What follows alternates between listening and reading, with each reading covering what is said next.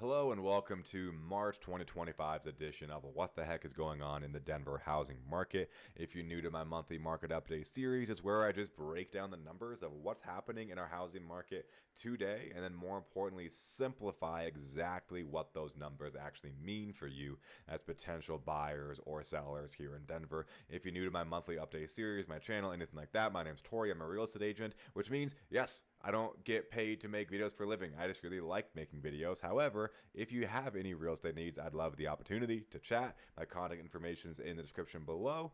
And subscribe, all that good stuff if you like the content. Okay, let's get to the good stuff. So it says February up here, but keep in mind, in March, we get data from February, and then we reviewed in March. So this is March's update on what happened in February. Now, like I said, don't freak out if numbers aren't your thing. I'm going to simplify this. Only a few things are actually relevant. Number one, most people care about did housing prices go up or down when we're talking about a housing market update. Housing prices in Denver went up 4.3% in February alone. That's a good amount of appreciation in a single month. Why is that? Because we had 22% more buyers writing offers. So buyers are getting more competitive as there's more buyers in the market. Now, that being said, not every single home is getting into a bidding war. They certainly aren't. The homes that are more likely to be getting into a bidding war are turnkey homes, the homes that are majorly updated, majorly remodeled, because with interest rates being higher, buyers are more wary of taking on the cost of a higher interest rate and the cost of updates or remodels. So if you see a home as a buyer that's been updated or remodeled, you may want to see that sooner as opposed to at the end of the weekend because it might already have a couple offers. If you're a seller, doing some updates and remodels might make sense depending on your price point and neighborhood.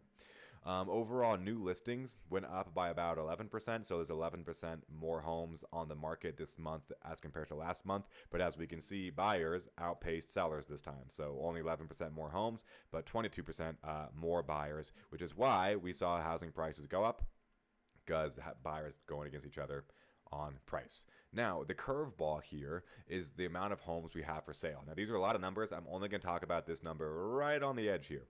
This is active listings at month's end. That's a very nerdy way of saying how many homes are for sale at the end of each month. And as compared to last year, so year over year, we're up 55%. Now, what that means is there's 55% more homes for buyers to choose from and 55% more homes for sellers to compete against. So it's, yes, some homes are getting into multiple off situations, but I would say a very small percentage of them are. Because we have so many more homes on the market right now, there are a lot of opportunities out there for buyers to get homes below the list price. There's a lot of great opportunities for buyers out there right now, and I'm not just saying that. I'm saying that because we have 55% more homes than last year. If you were shopping as a buyer last year, you had 55% less options to choose from.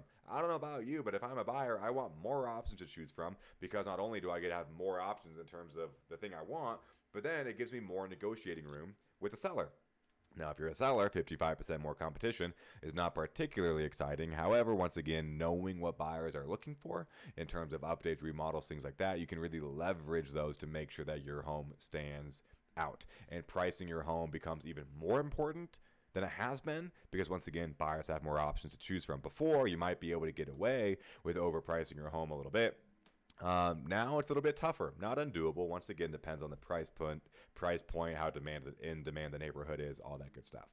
So this gives us a really, really good snapshot of where we are today, right now. Think about it this way: housing prices up 4%. Oh, I forgot a big one. How long it takes to sell on average right now? It took about in January. It took 45 days to sell a house. Now it takes 29 days. So no surprise, housing prices went up.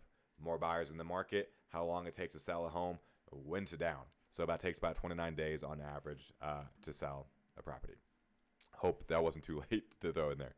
So this gives us a really, really good idea of where our market is at today. 4% appreciation, days to sell at 29 days, and 22% more buyers. We're heating up in our spring market. Where do I think our market is going to be going in the next few months? I'm going to look at this chart right here. This is pending sales, which is buyers writing offers. This is 10 years of data going back to 2016 to 2025. We're only going to look at the green bar, which is all residential properties, so single-family homes, condos, townhomes. We can see our market is very, very consistent. We peak and valley pretty much darn near the same times every single month. And right now, we can see we valleyed in the holidays, and we're on our way up our normal spring uptick where we're selling more and more and more homes. I suspect this year is going to be like all the other years in the past 10 years of data here, and that we're going to peak around June or July, and then around June or July, most likely around July 4th, is when we're going to see our housing market really start to drop.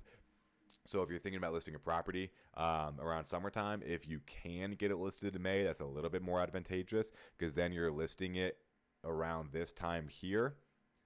When you still have the market picking up for at least another month to a month and a half. If you list at June or July, right at the peak, and for any reason you don't sell right away, then you run the risk of listing into a declining market, and you're chasing the market downward. You want to be one of the sellers that, if you can, lists right around here in that March, April, May time frame. So you have plenty of runway just in case you don't sell right away of our market picking up steam.